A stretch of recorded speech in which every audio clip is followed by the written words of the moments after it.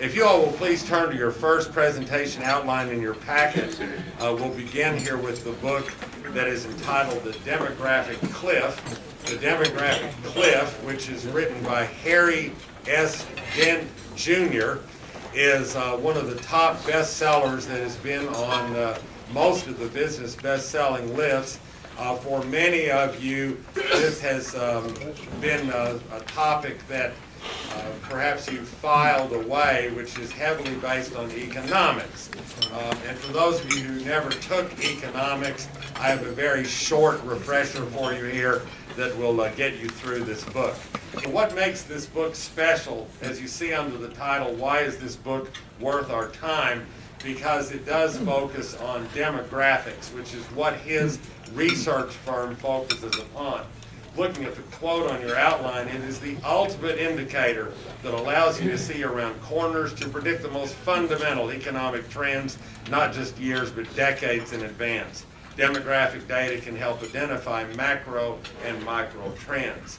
So on the inside cover of the book, which he develops at certain areas inside of the book, these are recommended actions for businesses and investors and families. Notice if you're a business, he says get lean and mean now, find segments that you can dominate, sell and shut off others, and if you don't, the economy will do it for you more painfully and less profitably.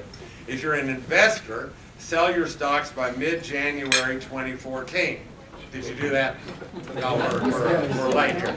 And look to buy them back in 2015 as Dow is at a certain level. Families should wait to buy real estate in areas where home prices have gone back to the bubble where it was in 2000. And government needs to stop the endless stimulus that creates more bubbles and kills the middle class, and should assist in restructuring the unprecedented debt bubble of 1983 to 2008. What we always do in our synopses is give key quotes so you get a flavor of the author's language, and you'll see these on page 2 of your outline. I'd like to read a few of these for you. Starting with the first one, did you know that almost all the money spent on housing occurs between ages 27 and 41? Skip one. The best indicator, people do predictable things as they age. The next thing you see in the quotes is a diagram, well, again, one of many in the book. This is the consumer life cycle, and you're welcome to find your current age on the cycle if you wish. That's private, so don't worry about it. But I'll say a few things about it from the quotes.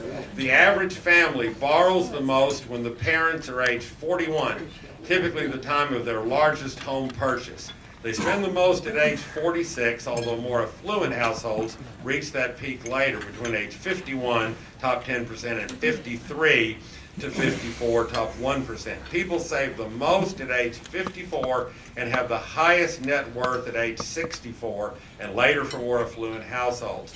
Predictably, as we live longer, these peaks slowly move up in age. Remember that this is all about demographics, and so you're going to see a lot here about age and status and so forth as he makes these predictions.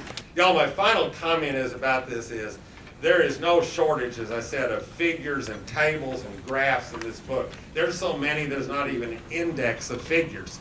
That's how many there are. But y'all, the problem with things like this is all of this is based on snapshots.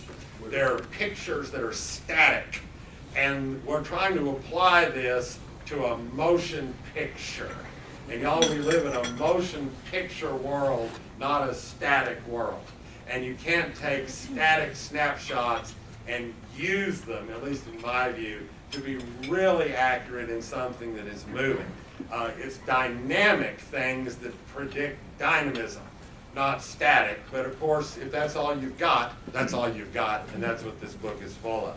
I hope you enjoyed that synopsis of the demographic cliff. I hope you're not depressed, but that's where it is.